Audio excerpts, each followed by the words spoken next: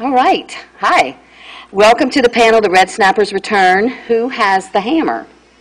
I'm the moderator, Rebecca Trish. I am Executive Director for Louisiana Wildlife Federation. We are a statewide organization, conservation organization protecting wildlife and habitat. Our membership represents outdoor enthusiasts. They're hunters, they're anglers, they're paddlers, birders, campers, hikers, and some of them do all of those things. So I'm happy to be here and talk about this issue. Some of our members care very passionately about red snapper and the catch of them. But first, before we continue on, I wanted to introduce Oliver Hauk, who has something he'd like to say in relation to someone who was important to fisheries management. I am Oliver Hauk, and by coincidence, for 12 years I represented hunters and fishers and the Louisiana Wildlife Federation, almost primarily, from Washington, D.C., commuting down here on their issues. So I'm very familiar with the issues of this panel, and I look forward to it. This panel was to be moderated by one of the supreme conservationists of this region, a man thoroughly dedicated to the fishery, the sport fishery, which is a context that I knew him in. But like the best of the breed, he was basically a conservationist who liked the fish, passionate about it. But he was willing to go way beyond the context of catching fish into the context of pollution control, development control, and was a willing ally on a whole suite of stuff that affected the coast. His name was Momus Claverie. And to anyone who fishes in South Louisiana, they're going to know the name. In fact, he's known internationally for his work on the international tuna treaties. So he cannot be here today. He's in another world today. We lost him a month or so ago. And Rebecca will be in very able replacement. But I just wanted us to take 30 seconds and honor the man just with our silence. Just think about this. There's a missing person in this room, and he was huge.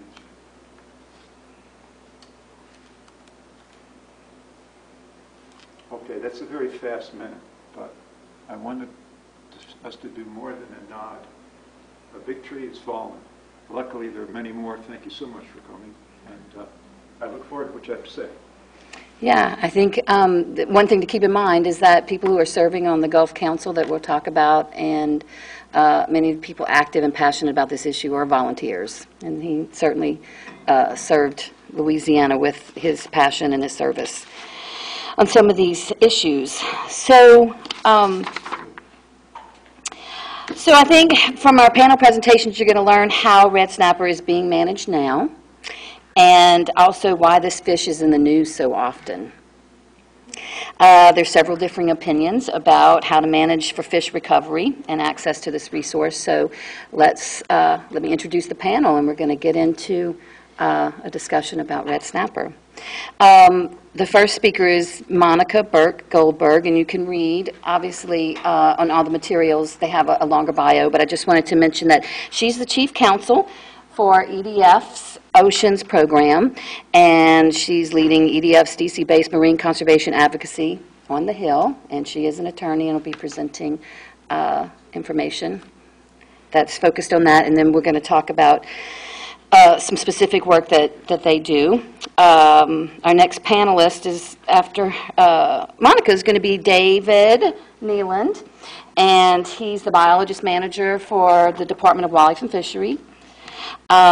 He was a research associate at LSU, their Coastal Fisheries Institute, from 1985 to 2007. And he managed expansive fisheries-based research programs there. And then he moved over to the department where he works now. And we appreciate the science that he's going to talk about on red snapper. And then our next panelist will be Chris Macaluso. And Chris is, let me get this right, Chris,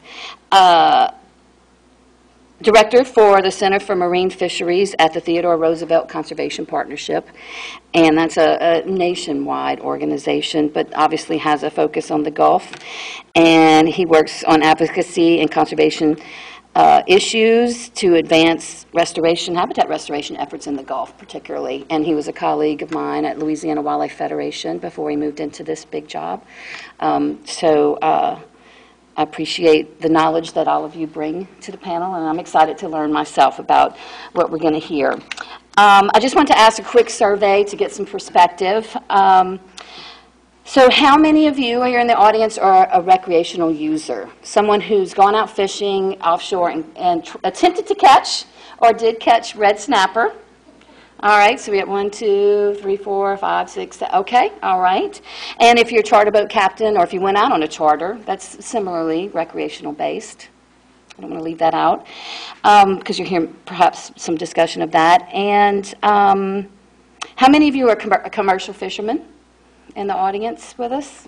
Okay. I'm not a commercial, but I spend a lot of time with it. Okay. And how many of you have ordered red snapper off the menu at a restaurant? Or a friend cooked it for you? It's delicious. So it's delicious and fun to catch. So here is where we are with that. All right, so I covered that.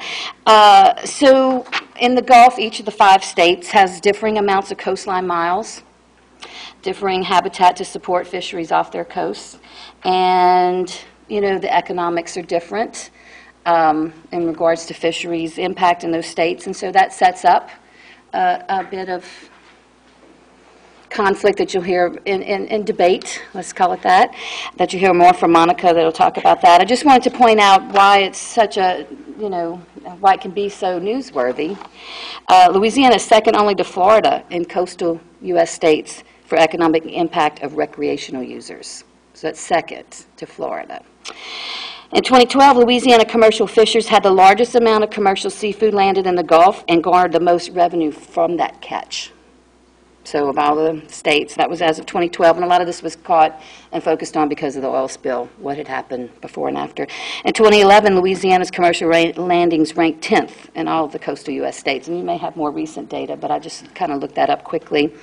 So fishing and fisheries is a big deal in Louisiana, and it's newsworthy, and so let's hear about this.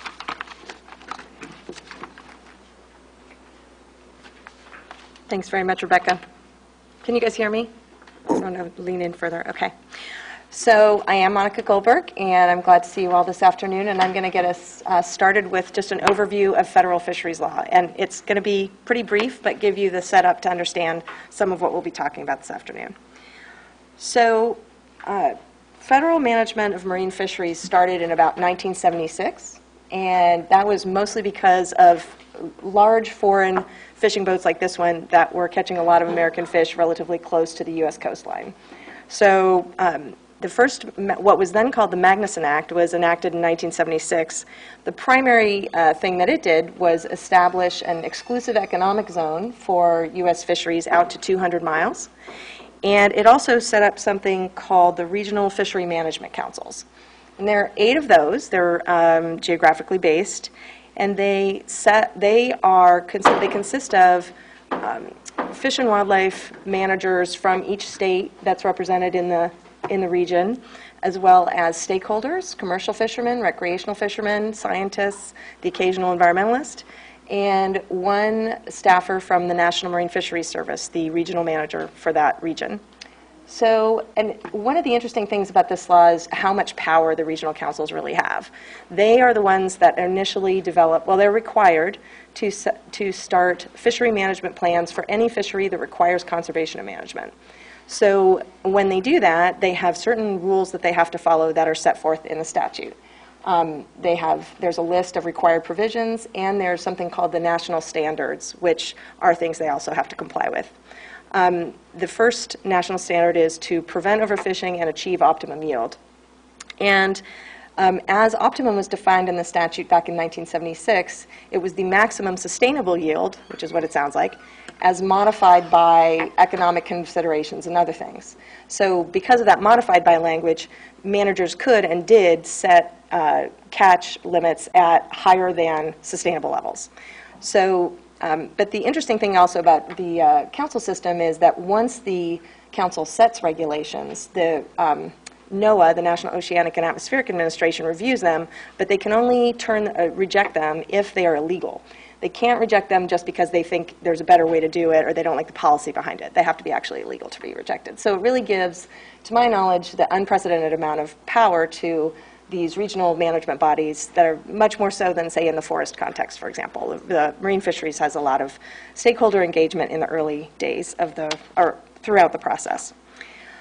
So, as I said, because of the as modified by language, there was still quite a bit of overfishing after the 1976 Act went into effect, and that became clear over the ensuing decades that, unfortunately, the American fishermen were succeeding at the same thing that the foreign fishermen had been doing, especially as the technology improved. It became much easier to catch more fish more quickly.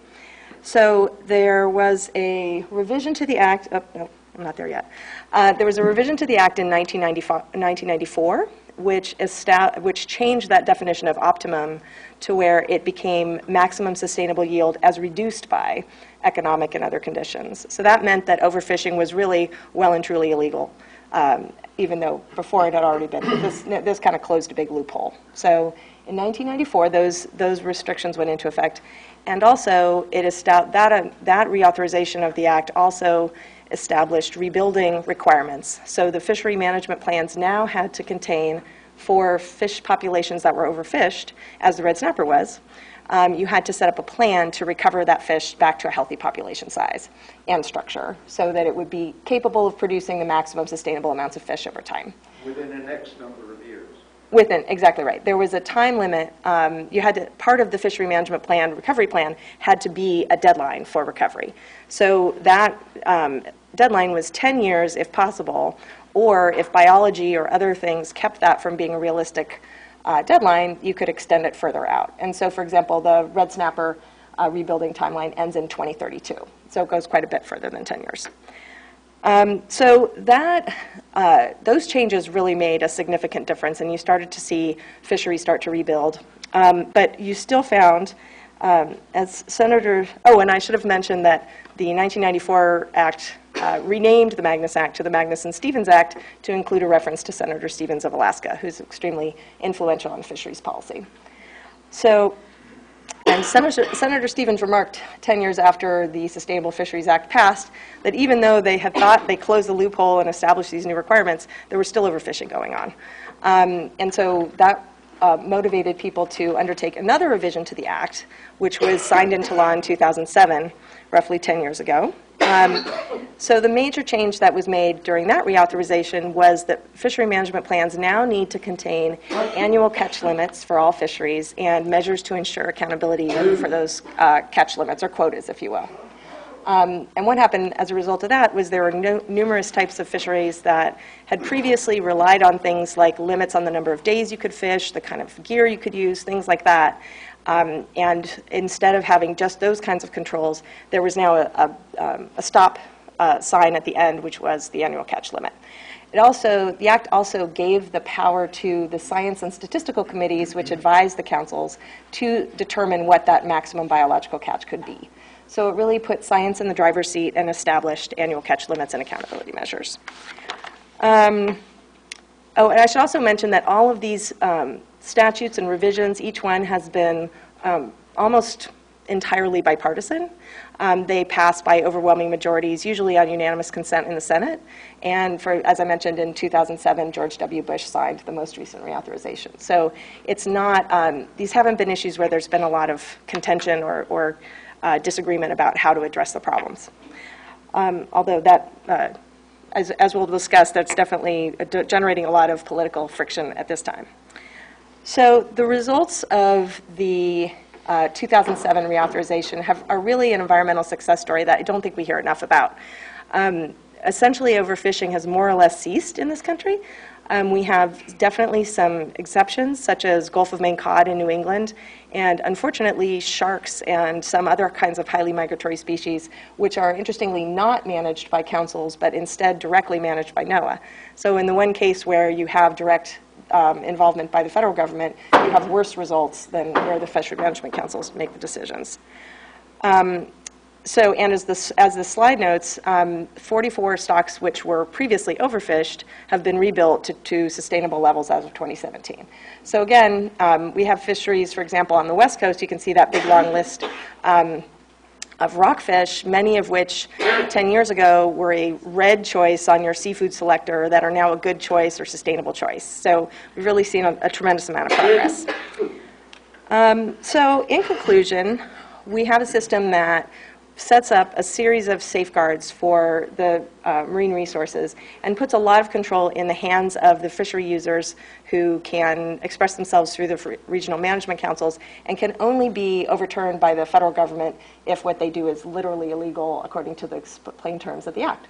So it gives that flexibility to, and people have tried to figure out ways to make it more prescriptive or more precise, but a lot of times they run into the problem of, if you're going to mandate something across the whole country, is that going to work both for Bering Sea crab in Alaska and for red snapper in the Gulf of Mexico? So that's kept the provisions of the Act relatively general and then allowed the councils to do what they need to do. Okay, so that's essentially my overview, and I can throw it to Dave. Thank you, Monica. Sure.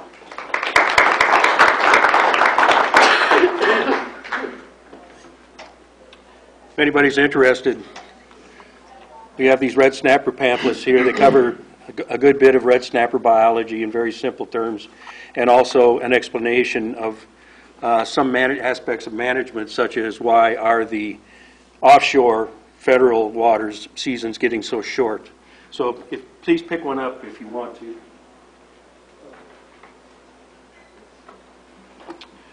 Okay, how do I do this here?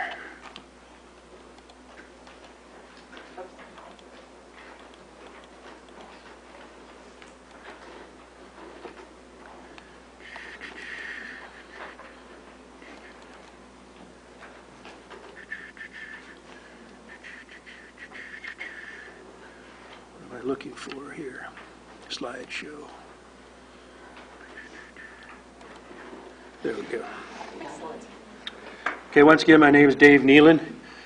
Spent most of my career at LSU, and much of what I have in life I owe to red snapper. My house, my cars, my pension, all the good stuff I owe to red snappers. I've caught more red snappers than anybody in this room, save for this fellow who says he's a commercial fisherman right here. Anyway, when I was asked to do this, I said, well, what should I talk about? And Rebecca says, well, talk about red snapper biology, management, and assessment in 15 minutes. And my reply was, give me a 3-credit course in a 1 semester, and I can do all those things. So I got lucky. I found this presentation that was put together by my good friends Shannon Cascolet and Clay Porch, who work for NOAA. And I asked them if I could use this to present to y'all, and they were very, very happy to. So it was 39 slides. I trimmed it down to 21, and here we go. I'm not going to get real deep into stock assessment because red snapper stock assessment involves a huge volume of data and all kinds of statistics that are light years beyond my ken. So I'll just give some real easy examples. But first I'm going to talk about the early history of the fishery. The red snapper fishery, commercial-wise, developed over in Pensacola, Florida, way back in the 1870s. It was all sailboats at that time, and there was no ice, commercial ice vendors in Pensacola at that time, so they had huge live wells on these boats.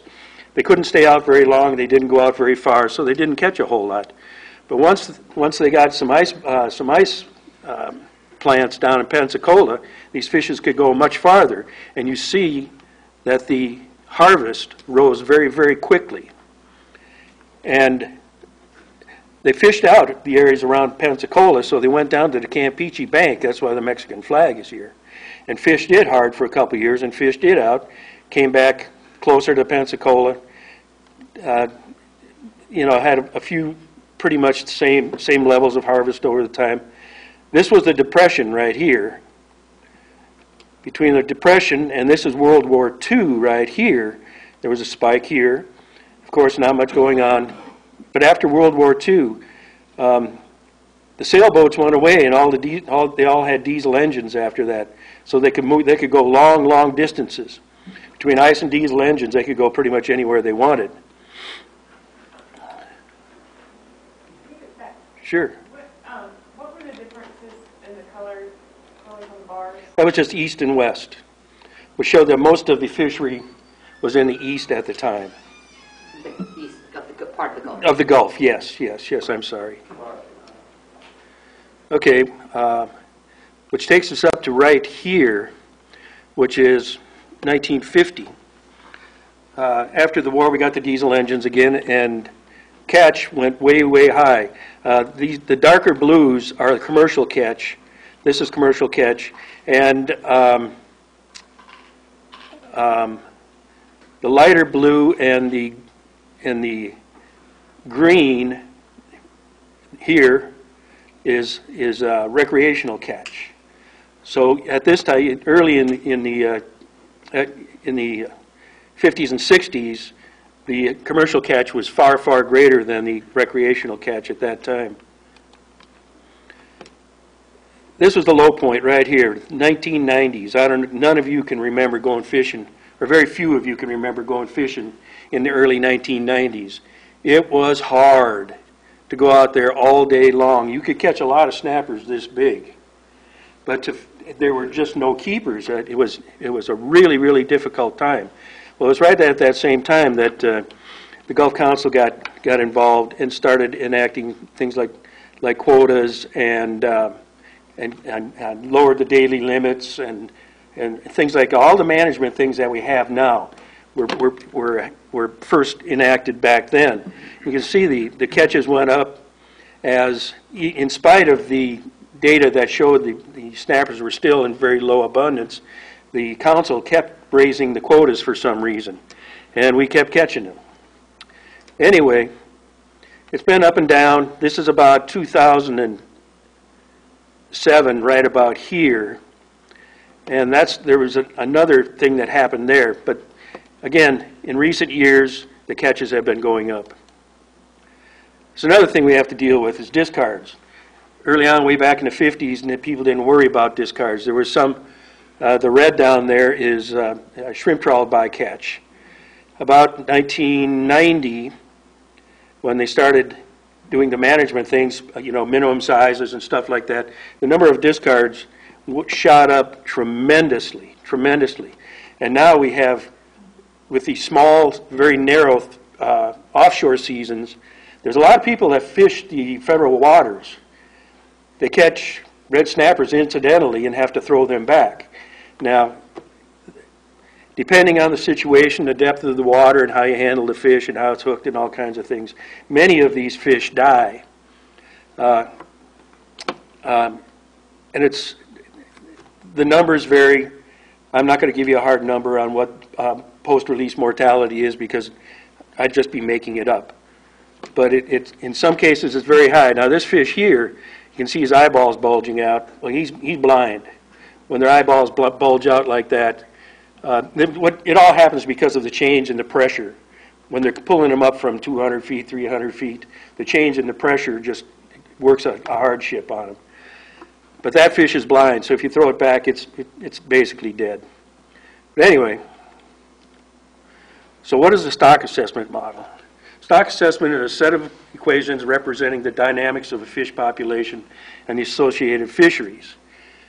The model is tuned to the real observations of the fish and the fisheries. It provides advice on where the fish population is relative to the management benchmarks for recovery and predicts how it will respond for future management actions. Okay, this is the simplest model of a stock assessment. The number of fish you're going to have in your little pond here in year 2 is equal to the number you had in year 1 minus the number you caught in year 1. Now that's in the absence of you throwing any more back in there or there being any reproduction. That's the simplest stock assessment that you can have. For the red snapper assessments, they use much more data to estimate more things, and they use many more equations. I can't speak well to the statistics and mathematics of all this because I don't know it. I don't know it, but there's all these different sources of data, biology and ecology, mostly reproduction, age data, you know, how we're catching the fish, how many fish are we catching at age 1, age 2, age 3, size data, what size fish are the different fisheries catching. Got the recreational fisheries monitoring here, scientific surveys, these are done by the feds and by institutions of higher education and various state organizations. We monitor the commercial fisheries, the age of the fish that they're getting, and the size of the fish they're getting. This is what I did at LSU for 11 years in a row. We'd sampled 1,000 fish a year from the commercial fisheries, and that all went into the stock assessment. And there's also shrimp trawl bycatch. Now, this is not a shrimp boat, but that's okay. And this all goes down to the Southeast Fishery Science Center in Miami, where some really, really good people, a lot of my friends, take all this data and put it into what they called the age-structured model, which is a software called stock synthesis. It covers the period from 1872 to 2014. The last one did anyway. You see you got fishery-independent data, or fishery-dependent data on the left, and fisheries-independent data on the right. Fisheries-dependent data is any kind of data that's taken from fish that are taken either in the recreation or the commercial fishery. Fisheries-independent data is scientific cruises and things done by the states and by universities and colleges. But you can see there's a lot of different types of data here, or sources anyway. They get catch, discards, effort, CPUE, which is catch per unit effort. That's how many fish you catch in any, it's usually done by per hour or per day or something like that. And then age of all the fish that are being caught. Commercial hand line, commercial long line, private recreational boats and charter boats, head boats, the closed season things is what I discussed earlier, and shrimp trawl bycatch. And we have all these different fishery independent things over here. CMAP is a Southeast monitoring and assessment program run by the Gulf States Fishery Management Council. They do all kinds of stuff out there. National Marine Fisheries Service does a bottom longline survey, and there's several different video artificial reef. Thank you. I got to get moving here. Okay, there's two. It's assessed as two stocks, an east stock and a west stock divided by the Mississippi River, but it's managed as one Gulf-wide stock. Now, this is just a basic example of how the data comes out. This is commercial landings for each one of these years. The black spots are the data, and the red lines are the fit to the model. So you can see that there's a very good fit between the landings and the model. But the thing to see here is that almost all the landings are fish that are less than 5 years old. And this is a fish that can live to be over 50 years old. And I repeat that, it can live to be over 50 years old. Okay, what is some of the biology that goes into this? Natural mortality. It looks like if a red snapper can make it to age 3, natural mortality is things like predation, you know, dying of old age, you know, getting a fungus or something like that and dying. It doesn't include fishing. So if you can make it to age 3 in the absence of fishing, you're going to have a good long life. Now this only shows to 20 years, but again, they can live over 50 years. They grow very, very quickly for about the first 10 years of their lives, and then as they put more energy into reproduction, their growth slows. Now you can see there's a whole lot of, these are all fish from both fishery-dependent, fishery-independent sources. There's a lot of young fish, but the numbers of the older fish thin out very, very quickly. Now this shows about 35 years worth of data here. Remember, we could extend this line out another 20 years. And by the time we'd get out to 55, there wouldn't be many fish left. Why is that important? Because old fish produce more eggs per unit of biomass than do young fish. Eggs is black, biomass is in the stippled stuff. So the young fish don't produce as many eggs per unit of biomass than the old fish. And you notice right about here at age 8, about the time they stop growing fast, is when biomass and egg production become about equal.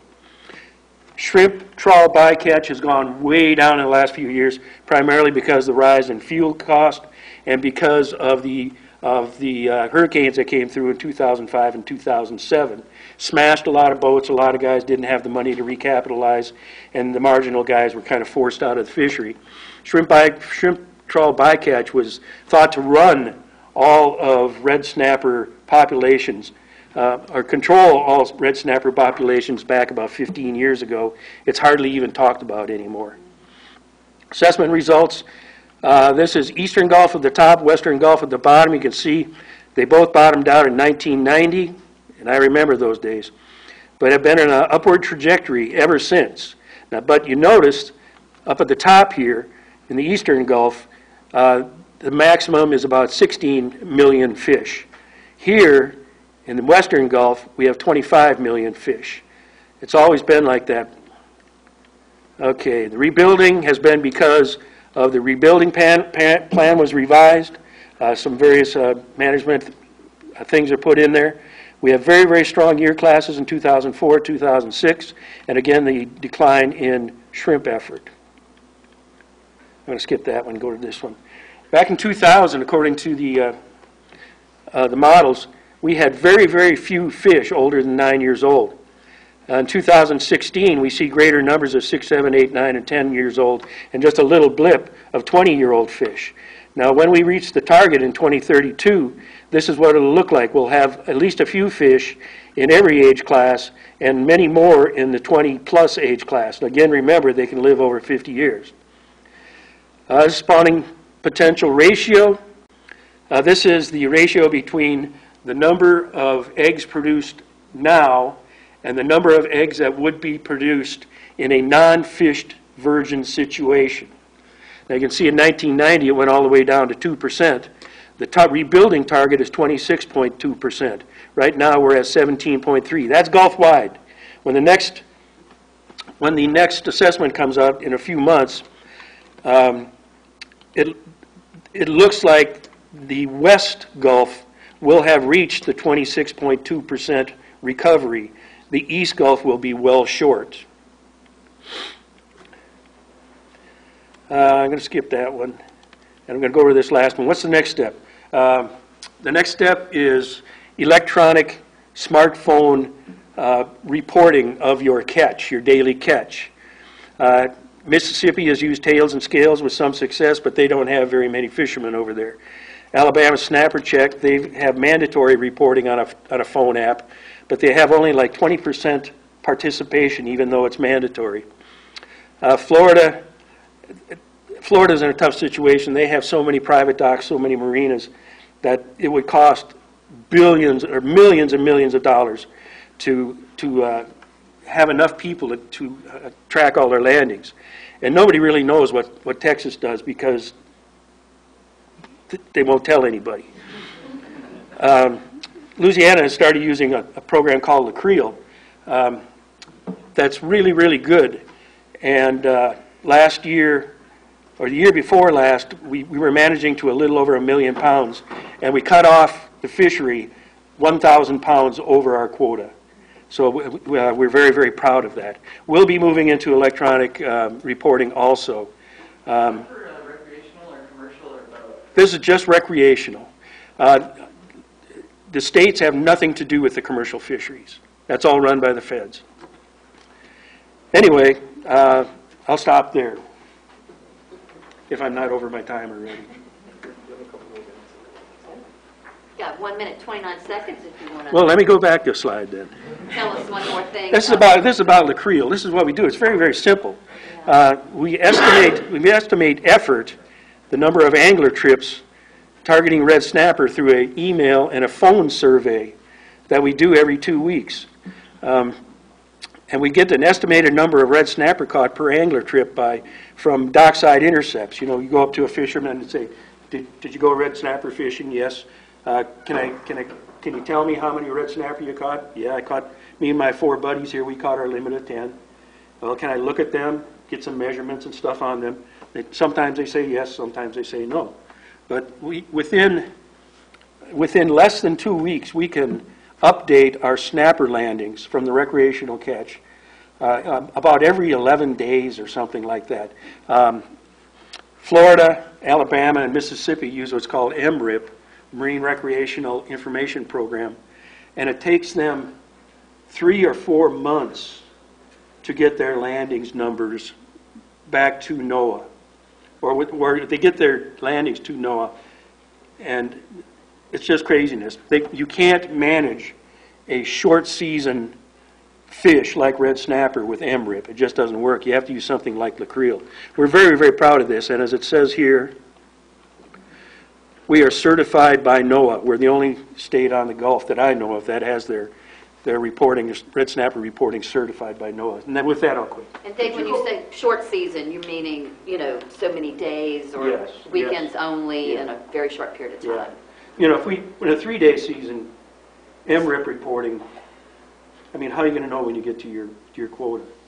If it's taking months to decide Figure how out close what you are, it yeah. is, right. I'm sorry Thank to you. interrupt, but could you go back to the bar chart that you showed previously? If that 2 slides back.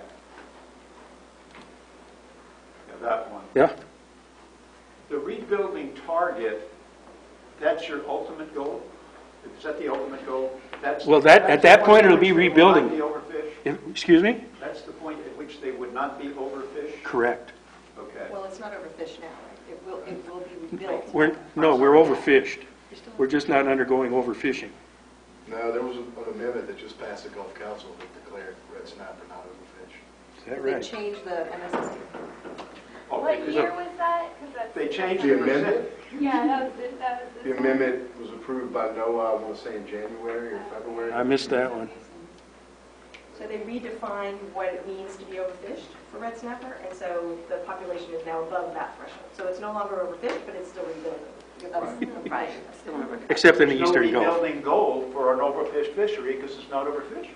I don't No, you're understand what's still going not on. overfished. I can send you the amendment if you want. But I won't understand it. What- Yeah, basically what the amendment says is that, we're going to stay under the rebuilding plan, we're going to stay under the existing FMP, we're going to stay on a rebuilding trajectory. We won't have to have payback provisions and things like that, but as long as you stay on the rebuilding trajectory, we're okay. If you ever get off of that trajectory, then you'll start penalizing back and cutting back on all. Okay, sort of a best effort, isn't it, kind of? Well, whatever, I got it. A reward for It's a recovery. conditional lowering of the overfish level. Well, you can be Conditioned on over- further you can- progress, we're conditioned not- on further progress. We're not overfished, but we're not rebuilt either. So they're past the point where it's overfished, but it still has a ways to go to be actually healthy. So that's why it stays on the rebuilding trajectory. And is there a target for the next, since they're not overfished, is there a target percentage number for That's what? the rebuilding target. That's That's what that I is. got it. Yep. 26% That is when SPR it'll be Gulf wide. healthy. Okay, thank you. So let me continue with the panel, then we're going to take questions, so we will leave I just room. want to understand what was, I'll That's- never be able to follow. Thank you. Yeah, it takes a special talent, I follow think, it to either. fisheries and It's law. a shame to read those things, so. Well, come on up here, Chris Macaluso, and talk about the They're written by recreational lawyers. side and some of the disappointments expressed on that side. Okay. Well, I think first thing I'd like to say is to Dr. Houck. I appreciate what you said about Timo Clavery. I didn't know Momus as well as you do, but it's about 2.5 hours from my house to Grand Isle, and I can think of a handful of occasions in which I've called Momus, or I called Momus on my way out the door, and when I got to the island, I said, Timo, I got to stop talking now. So he spent a lot of time telling me what I didn't know about fish, and I really appreciate his perspective. So again, my name is Chris Macaluso. I am the Center for Marine Fisheries Director for the Theodore Roosevelt Conservation Partnership. We are a nonprofit sportsman's organization. We work with a number of other groups to find consensus around hunting and fishing, recreational-wise. We don't deal a lot with commercial fisheries. We try to stay out of that. What we try to work on is improving management for recreational fishing and hunting. This is a quote from a document by NOAA, and I was asked to speak a little bit why red snapper are in the news so much and why anglers are dissatisfied right now with the current management approach. And it says, although a growing red snapper population is good news for many people, it's good news for everybody, really. Counterintuitively, reduced fishing opportunities, it's led to counterintuitively to reduce fishing opportunities for charter boat and private anglers because recreational seasons have gotten progressively shorter even as the population grows. And that's counterintuitive to the way fish and game are generally managed in this country. Generally, you don't have to shorten seasons if there's no indication that you're making a significant impact or you're damaging the sustainability of the fishery or the sustainability of the resource. You can set a season based on getting you to a manageable, sustainable level, and you can keep that season there until you see changes in the fishery or the game that indicate that the population is in decline. Right now, there is no indication that the population of red snapper is in decline, so shortening the seasons has caused a lot of frustration. And you can see that the seasons have been getting shorter. In 1996, you had 365 days. Last year, it was 3 days, which was extended to 42 days in federal waters, and then you had additional state seasons on top of that. So why is that? Red snapper, as we said just now, are not being overfished, and they're not overfished anymore. And this is a quote from Dr. Roy Crabtree, who is the Southeast Regional Director for NOAA. And he made this at a recent Atlantic States or South Atlantic Marine Fisheries Council. We have lots of fish, but what happens is the recreational fishery catches a lot of fish in response to it. The current management paradigm forces us to react as if something bad happened, when in fact something really good happened in the fishery, meaning recreational fishermen are inherently inefficient at catching fish. We don't use trawls, we don't use bandit gear, we don't use 50, 60 hooks at one time. We drop a baited hook down, we catch a fish. And so if fishing that inefficiently is resulting in a lot of fish being caught, it generally means there are a lot of fish to be caught. So how do we improve management? My organization, along with several other organizations, have been working with NOAA and with a host of other conservation groups to look at alternative approaches to the way NOAA currently manages recreational fishing. Recreational fishing is not commercial fishing. The objectives are different. You know, you're not trying to maximize income while minimizing expense. In general, we spend a whole lot of money as a recreational fisherman to catch very few fish. And I can attest to that. There's about $6,000 or $7,000 worth of offshore tackle that sits in the corner at my house and very rarely gets used, especially when you have a 3-day red snapper season.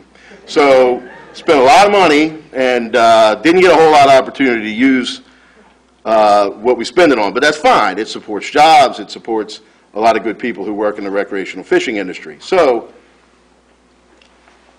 we have produced a document where we're looking at other ways to potentially manage within an annual catch limit, but to get more access for the fishermen.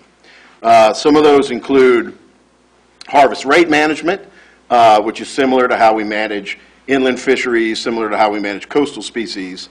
A depth distance-based management, which I think attracted some attention, especially for reef fish like red snapper, where you've got fish living on structures anywhere from 50 feet of water out to 500 feet of water.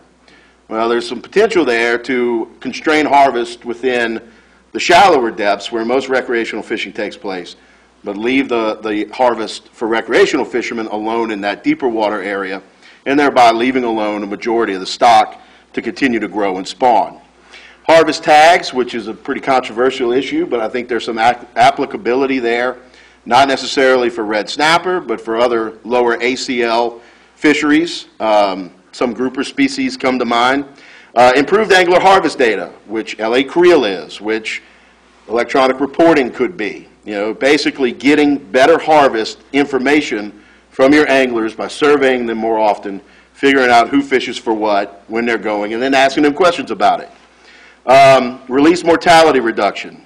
As Dr. Nyland said, you know, he could take a guess at how many fish die when you catch them and put them back in the water, but generally what NOAA estimates on a recreational fishery is about 10% mortality rate on caught and released fish. It's probably a little bit more than that, but what anglers are trying to do is incorporate the use of what's called barotrauma reduction devices and other techniques, circle hooks, etc., to be able to release these fish and have them survive after you put a hook in them. Conservation equivalency, which would be to work within the existing ACL, but to set different season dates, and it's a pretty involved process, but it's something else we looked at, and reevaluating optimal yield. Optimal yield in a commercial fishery is maximum extraction. Taking fish out, selling it for as much money as you can. In a recreational fishery, optimal yield could be the number of encounters. Not necessarily the number of fish you kill, but the opportunity to go, the opportunity to maybe catch one, keep one if you want, but to leave some fish in the water so that you have an enjoyable fishing experience. So let's look at LA Creel. As Dr. Nyland said, the state is very proud of this program, and they should be. In all of the discussions I've had across the country about fisheries management, folks who are in the know point at LA Creel and say, you guys are doing a magnificent job. It's a great fisheries management program. Last season, the projected harvest before the federal season started, the 42-day federal season, was that Louisiana would harvest about 1.7 million pounds. Actually, according to LA Creel, which is a very precise management system, we caught 935,000 pounds. What LA Creel did is reduce some of the inaccuracies in the Marine Recreational Information Program. As Dr. Nyland pointed out, MRIP is designed to measure catch over what's called a 2-month wave. You've got to get 2 months worth of surveys out of MRIP to start getting accurate information. When your season is not 2 months long, the information you get is not accurate enough to really make a determination in many cases.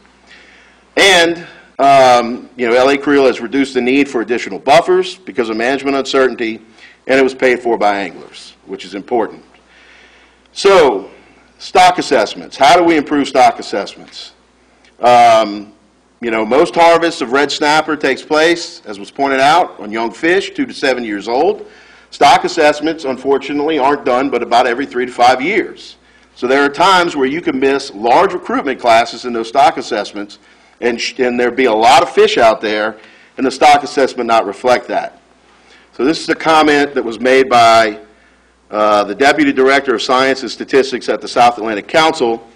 ACLs aren't inherently bad in and of themselves, but ACLs that do not reflect current population abundance are a problem. I probably could figure out how to fix this, but... If you minimize, then you hit F5, so like if you exit out like the slideshow where it's just like the panel, if you hit F5, it should stop like flashing. Okay, I'm almost done, I promise. So, there we go. So, how can we find ways to access the surplus provided by a recruitment spike? What metrics can we find to tell us when exceeding the ACL is not likely to be an overfishing situation? And again, we're not talking about getting rid of seasons. We're not talking about getting rid of bag limits. We're not talking about getting rid of slot limits. We're talking about if NOAA comes out and sets a season, people go fish that season, and they catch a whole lot of fish and they exceeded the ACL, should they be penalized on the backside for that? You know? So what we can do, this is Dr. John Carmichael's recommendation. We can evaluate some real-time metrics between assessments to inform appropriate action. Basically, we can do more stock assessments to figure out what recruitment looks like. If metrics indicate a recruitment spike, we can maintain the regulations. If metrics indicate poor recruitment, it would trigger strengthening regulations. And I think you would find that recreational fishermen almost universally will agree with that. If we see a decline in the number of fish being caught when we're on the water, and that affects our ability, and that affects our enjoyment of that, we recognize that there's a problem. Recreational fishermen step forward and advocate to reduce catch, and that's happened all across the United States in various fisheries. Regional councils have the authority, so this is from the Modern Fish Act, okay? This is what has been proposed. It's been making its way through Congress to amend the Magnuson-Stevens Act to begin recognizing that recreational and commercial fisheries are different approaches. This is from the bill. Regional councils have the authority to use fishery management measures in a recreational fishery or the recreational component of a mixed-use fishery in developing a fishery management plan, plan amendment, or proposed regulations such as extraction rate, fishery mortality target, harvest control rules, traditional or cultural practices of native communities. Basically, the councils can look at different approaches for managing recreational fisheries. As long as you stay within the conservation targets, you can use different approaches than the current federal MRIP system, than the current system that's in place to manage that fish. Does that mean you get rid of caps? It does not. Does that mean that you can exceed ACL? Potentially. But as I mentioned before, exceeding the ACL does not necessarily mean that you are impacting the recovery of the stock or you're impacting the sustainability of the stock. Doesn't that depend on having removed the question of when you drop the ceiling of overfishing, then the ACL seems to be the only cap you've got out there? Well, the ACL would remain in place, and as you know, as was suggested at the South Atlantic Council, you set a season targeted at hitting that ACL. You know, basically doing the same sort of guesswork by which you say, okay, we're going to give you a 60-day season to go fish, or we're going to give you a 4-day season to go fish. So your argument is that if you're fishing under the ACL, you should be able to increase the catch. But you could increase it anyway because you haven't hit ACL. I don't know what I'm missing here, but we can take it up later. Go Okay, ahead. well, we can talk about it later. Got a minute. Okay, so in addition, the bill calls for working with the National Academies of Science to evaluate the MRIP program, to make improvements to the recreational data collection, to look at allocations, make sure they're split right between the commercial and recreational side, and to look at limited access privilege programs and mixed-use fisheries in the Southeast. Improve data collection, more state harvest data, state stock assessments, explore electronic data collection. The bill's got broad bipartisan support. It recently passed the Senate Commerce Committee 22-5. It's garnered 8 sponsors / co-sponsors, 8 of them Republican, 6 Democrat. And we're proud of that. We've done a lot of work with both sides of the aisle to get this bill where it is. So this is one last slide. Although a growing red snapper population is good news for many people, well, no, that's my beginning slide. All right, so I'm done. And I think we can move on to questions. Thank you.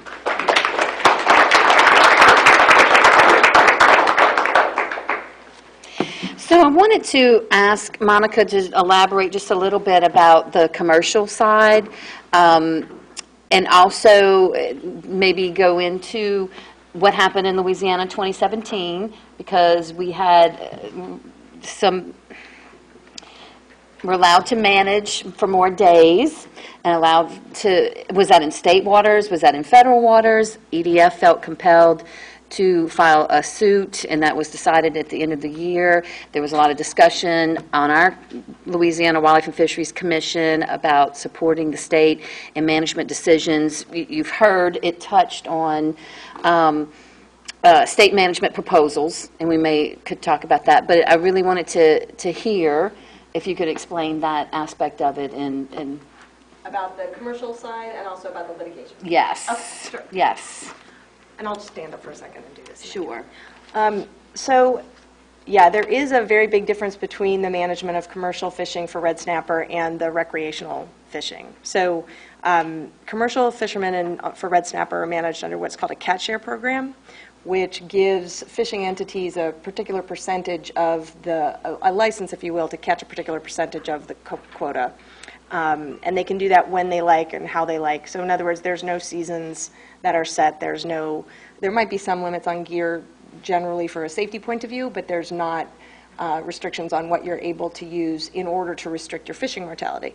They keep very close records of what they catch, and they can sell or lease those share of their quota. The top amount that anybody can have is 6% of the total commercial quota.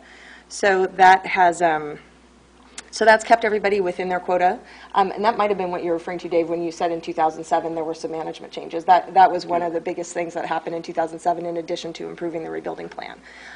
So that's a very, and that is what's called a catch share program, and that is one of the things that was referenced as far as the study, and there's also a moratorium in the Modern Fish Act on new catch share programs for the South Atlantic, Mid-Atlantic, and Gulf of Mexico in that bill.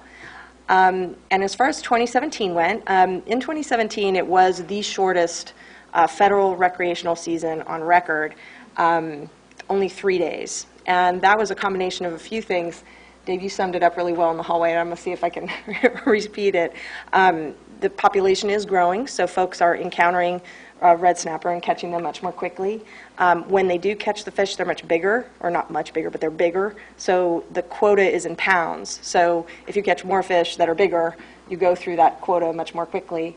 And then as the federal seasons have started getting shorter, the states, which had previously, most of them, except for Texas, more or less stayed to the same schedule as the feds, started increasing the length of their seasons in state waters. So you ended up having longer seasons in state waters, which meant the federal regulators who had to take account of that fishing mortality when they set the federal season correspondingly had to get shorter and shorter. So it got all the way to 3 days in 2017, which was obviously extremely problematic and not something that we agree that a three-day recreational fishing season is a problem.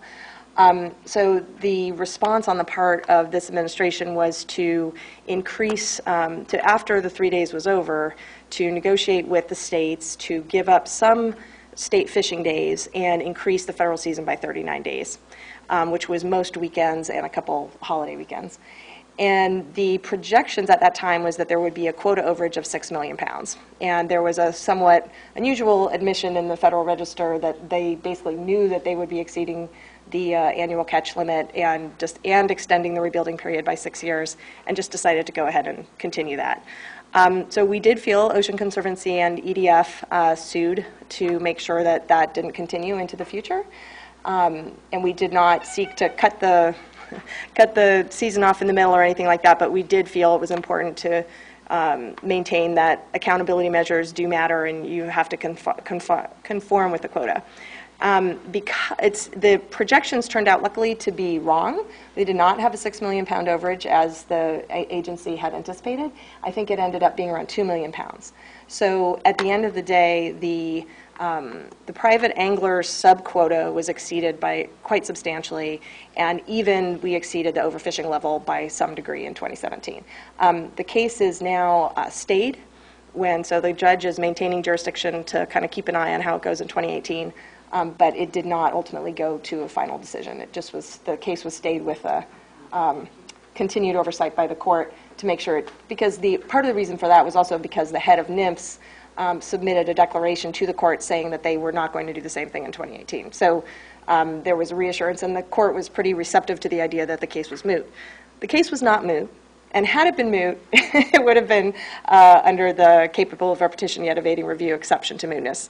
But nevertheless, it looked like the judge was going towards mootness, having continued judicial oversight and a promise from the government that they weren't going to do the same thing in 2018 got us most of what we wanted anyway, so we stayed it. All right. Do you want to add anything to that, Chris? Not really. I mean, Okay. I think she covered it pretty well.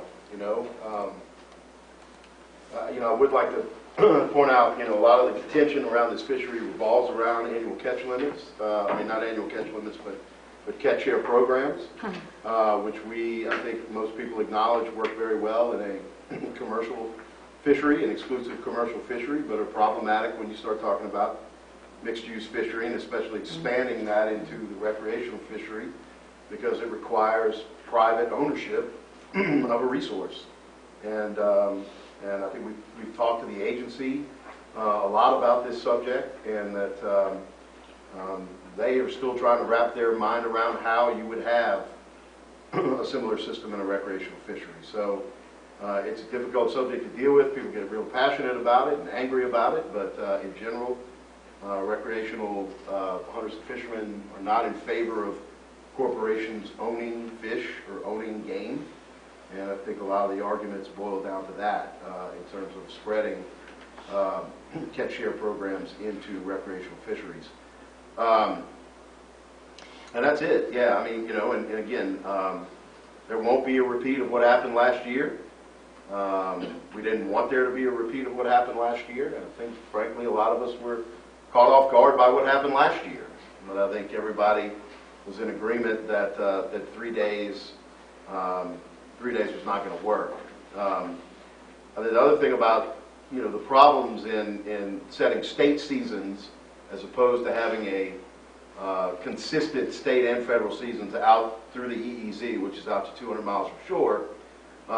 You know, the states were doing that in response to some of the problems that I pointed out in my presentation. You know, there was a lot of frustration among anglers and state management councils that federal officials were telling them that the reason why the red snapper season had been cut so short was not because there weren't a lot of fish, but because there were a lot of fish. And that just didn't seem to make sense to a lot of these state councils. So they decided where they had jurisdiction, they would have state water seasons. That's not an ideal situation, I don't think, for anybody. It's problematic in terms of the economics of recreational fisheries and who can access it, because if you think about it in Louisiana, you know, you were only being given opportunity during those state water seasons to go out 9 miles from shore. And that's roughly about a third of our coastline. So if you had a camp in Venice and you went red snapper fishing, you were in luck because the water gets very deep out of Venice very quickly. If you had a camp in Cocodrie, you were out of luck because you couldn't access deep enough water within that 9 miles to be able to fish. So the goal was always to get the state and the federal season to be consistent. And Chris, when you say agency, you're talking about NOAA, not the yeah, state. correct. Okay, because I want to leave some time to ask from the audience, but I just want a quick answer. You know, state management. So we've been alluding to this. There's been a movement in the council proposal by the state of Louisiana, for one, to say, let us manage it. We want a pilot program. That didn't get very far. But incrementally, some of this is moving in the council. This year, there was a bit more in the negotiation to allow the La Creole program to feed that data back, and under also the pressure from the lawsuit. In your mind, state management, yes or no, to help recreational and the total management of red snapper in particular? Well, I think Short answer. State management under a federal umbrella, I think, is the way to go, and I think that's what you're seeing for this year under these proposed exempted fishing permits, which, by the way, are out for public comment right now. You know, in Florida, you're going to have, you know, because you've got so much more fishing pressure and less fish, you're going to have fewer days to fish under their state management than you will in Louisiana, where you've got a lot less pressure and a lot more fish. And that's something that I think a lot of people have pushed for within the council system, and I think this administration at NOAA agrees that needs to happen, is that there need to be some regional adjustments made depending on where population of fish, you know, where fish populations are higher, where perhaps pressure on those fish is lower. You know, the regional councils are tasked with managing a fishery as a whole, every single state. I mean, that's in the Magnuson Act. But unfortunately, you don't have the same population or the same fishing pressure on that fish in every single state. Right. Monica, what would you say about state, or on behalf of EDF, or your own personal opinion, state management solving some of these? Yeah, Disappointments. I think you put it really well, Chris, that state management or Could you stand federal up, umbrella. Monica? Oh, sorry, I know. I don't project as well. No, that's fine. Come closer. No, it's okay. I think this. We definitely think that, as Chris alluded to, state management under a federal umbrella is probably a good way of talking about it. I mean, so long as, you know, the ACLs are kept in place and the resources protected and the other user groups, you know, are not unfairly impacted, then we're all for states managing those who want to be managed by the state. So private anglers, for the most part, and in some states, as you mentioned, Louisiana would include their charter fishermen, I believe. Yes. I think that's a very Sub-argument. contentious issue in Texas, and I think the other states have all said, or maybe I think all our other ones are excluding. What we're referring to Yes. is there are applications pending for this very summer for states to manage the recreational piece of the red snapper fishery all the way out to 200 miles. And they have a variety of different approaches that they're taking to it, which makes sense because there are a variety of different situations. So those are out for public comment. We'll certainly be commenting on them and making sure that we feel like those safeguards are in place to protect the resource. But in general, it's really an encouraging development that those are moving forward. Yeah. Yeah, there's a whole bunch of sub-arguments that happen. Dave Nealon, I know you're working for the state right now, and I'm sure you would say that La Creole is capable of doing that. Is there anything you want to add that gives some confidence? I'm usually very guarded Okay. when I speak for the department, Okay, but right now I'm going to speak for the department. fair enough. We can't get to state management fast enough. Yes. I wouldn't have said that 2 years ago, but we've got a new administration within the department, and they're all good people, and like I say, we can't wait to get to state Yeah, management. I've noticed that they really hear these disappointments from recreational users, but also it's an agency that manages commercial users, and so trying to find a way that seems, where we can cooperate within council. So I want to ask some questions from the audience, because we could get into what's, being proposed on an act that's passing through, and several congressional acts of Congress have been proposed to deal with this, particularly from red snapper. And you kind of mentioned the exempted federal permitting and how that's kind of a go-around to allow this state management. But I'm going to take your questions, and let's see where that goes. Yes, sir. Okay, since we're talking about state management, I wanted to bring up that we have a couple historical examples of state management sort of already. We had redfish, which was state managed and then collapsed in 1998. Recreational fishing was still allowed, but the commercial fishery was banned. It was supposed to open in 1991, but Louisianans still cannot buy a local redfish in a restaurant. They still can't buy it in a supermarket. Another example is speckled trout, which is state managed and was also essentially killed the commercial industry and limited it only to private recreational anglers. And so I guess my question is, if red snapper does become state managed, what reason do we have to think that the resource will remain available to the general public in restaurants and grocery stores and not just for private recreational anglers? The state won't be managing the commercial fishery. That'll be done by by National Marine Fisheries Service. I guess my question was just that the trajectory has been when the state has had an opportunity to manage that, and there have been overfishing incidents, there's been sort of like reallocation of resources. So I think these changes we've been talking about is in the recreational sector, and as has been said a couple of times, that still the council on behalf of the federal act has the Who sets the ultimate oversight. Who sets the allocation?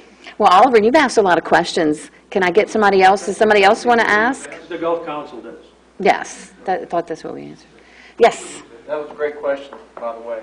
But is it true or false that the recreational sector exceeded the ACL last year during the extended season by 212%? I've heard that number, but I've heard other numbers. So I don't have a great deal of confidence in any of those, but I have heard the 212%. So when does that officially announced and part of the decision process? Chris, has NOAA come out with a total catch for last summer? No, not that I know of. I mean, there's been some estimates. I've heard that 212% number, but ACT, not ACL. well, I don't know if it was 200. It might be the ACT. You're right. It might be 212% over the target, which would include buffers. But if you're in a management I can tell you scheme, that go ahead. Louisiana didn't contribute to any of that because we managed to about just a little over 1 million pounds. And even with the extra 39 days last year, we only harvested about 900,000 pounds. All right. And stuff like that. Okay. And you have a question? Yeah, so I guess my question is, with the switch to state management, how much is that going to cost the state? Will it cost the state a significant amount of money? Are they going to be able to keep up the same amount of men, like the same amount of individuals employed to there would be very, very little change. Since if we were going to do our own stock assessments, which we wouldn't, NOAA would do a Gulf-wide stock assessment, and then the council would allocate, certain proportions to all the states, and we would manage to that number. But other than that, if we were going to do our own stock assessment, it would cost $10 million, and Louisiana can't afford $10 million for a stock assessment. Would the stock assessment break it up by region and state, saying, hey, Louisiana's waters has... I think at the last Gulf Council meeting, the council told Roy Crabtree, Southeastern Region Administrator, that they would have to come up with biomass by state, right, in the next assessment? I think there's been a move towards that, but I mean, if you look at it now, you're breaking the stock assessment in half at the very minimum in the Gulf. I mean, you showed some slides that showed the trajectory of the recovery in the Western Gulf and the Eastern Gulf, and so there is, I mean, that's already being done. It may not be broken down state by state, but basically, if you draw a line at the Mississippi River, they can give you an analysis of the stock, west of that line and east of that line. The big problem with state management is allocation of the resource. We have more fish over here in the Western Gulf than in the Eastern Gulf, but they have many, many more fishermen and more effort in the Eastern Gulf than we do. So there has to be some kind of balance between effort and biomass, like when doing the allocations. And that gets really, really sticky because, of course, Florida and Alabama and Mississippi and Louisiana and Texas, we all want the maximum allocation that we can possibly get. And that's where all the fighting is going to be. Yes, you can see the differences. The question that kind of goes along with this whole state, federal, You can understand the differences. issues. Do you see that if the commercial fishing is monitored by the federal government and then recreation fishing is monitored by the state, how do you see that planning paying out in the long run, right? Because you have a bunch of commercial fishermen that have a lot of power, kind of with the federal government lobby, et cetera, et cetera, et cetera. How is that going to affect the outcome of the states and whether or not you're actually going to receive more fishing time? Because if your representation is with the state, not with the federal government, I mean, I kind of see an issue there. Well, I mean, that's why the councils exist. I mean, you've got state representation on the council. That's why Congress exists. You've got state representation in Congress. And Congress has a lot more influence over the agency than commercial fishermen do. Now, historically, the agency has focused almost entirely on commercial fisheries. I mean, recreational fisheries have historically been an afterthought. But if you look at it right now, really break it out right now, the states are responsible, even under IMRA, the states are responsible for gathering that data. And that data is accepted by the federal government. And so there's a lot of state input, and the federal government, frankly, for things like enforcement and for some of the science behind these fisheries, they don't have the money to do it themselves. Or they don't have the capacity. So in many cases, the money comes from the federal agency to the state to do the work for them. So, I mean, I can see what you're trying to say. I think the way the system is, I'm not sure that it would be an issue. And I had this written, but I didn't say because I wasn't sure what Monica was going to say. The council is made up of 2 representatives from each state appointed by the governor of each state. So you do have an entry point of some politics. Also, one is supposed to represent commercial interests and recreational for balance. So you've got a feedback mechanism. You can look it up on the website and call Camp, Mattins, or Swearingen, and and exercise. Swindell, thank you, sorry.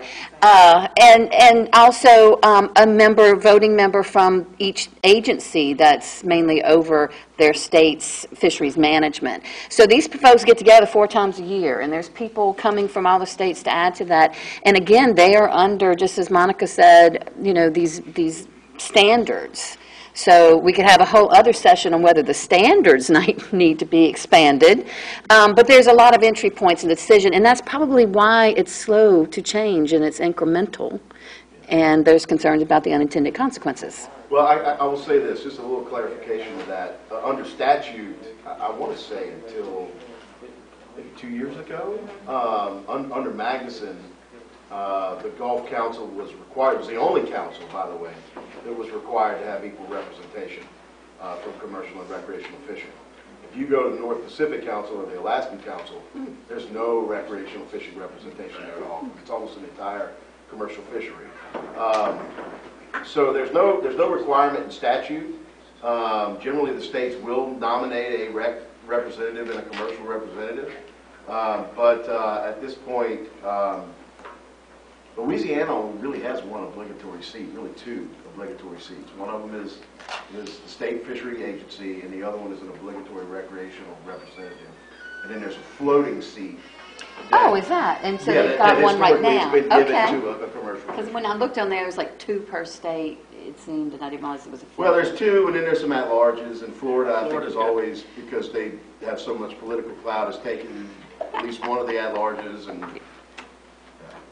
All right. To clarify on what you said there, there's no requirement anymore in the council's process to have a fair and balanced council where you have equal commercial or recreational representation. Right, I think it's an Sunset. intent. There was a provision that required that in Sunset. Yeah. Maybe Monica knows more about that. And you would, the Yeah, governors. I think Chris is right. I feel like it sunsetted maybe 2 years ago.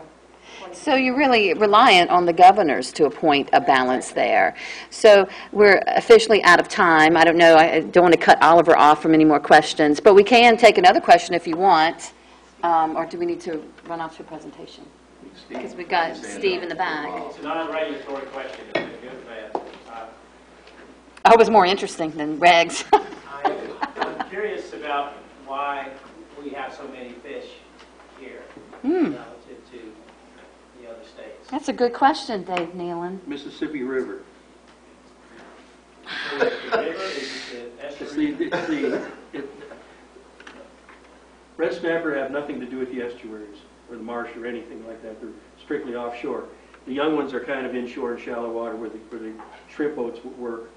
But it's purely the nutrients put out by the Mississippi River. At least that's what I think. Interesting. It's a very, very rich environment out there compared to that desert they got off Florida. Because they got almost no, very, very little freshwater input over there, and most of it's clear as whiskey. I mean, clear as vodka.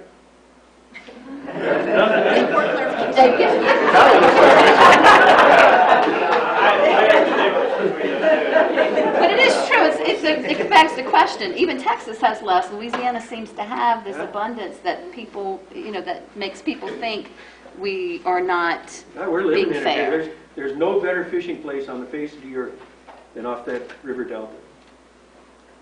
yeah, we make a lot of food. We make a lot of food. We make a lot of menhaden, we make a lot of mullet, we make a lot of shrimp, especially white shrimp. Through the whole food chain. And, oil and gas rigs made them easier to catch, but that's not necessarily why there's so many of them. I got one more. Ah, yes. Well, it's more of a statement than a question. It's added to saying, done in scuba diving in the Gulf off Louisiana or off Florida. In Louisiana, your visibility sometimes maybe 5 feet front because of the plankton. And that what's in the water for the fish. You go in Florida, okay, you've got unlimited visibility. You just don't have that there. And that's a plug for coastal restoration and why it's so important to have a sustainable coast in Louisiana because we benefit. So, In North America. That has no effect on red snapper. no effect in another session. Has no effect on red snapper whatsoever. In the ditch? No, they just rise up. I They disagree. swim. Oh, no. I disagree. Well, thank you so much for your thoughtful questions, and thank our panel for coming here and sharing them this information. Thank you, Dave.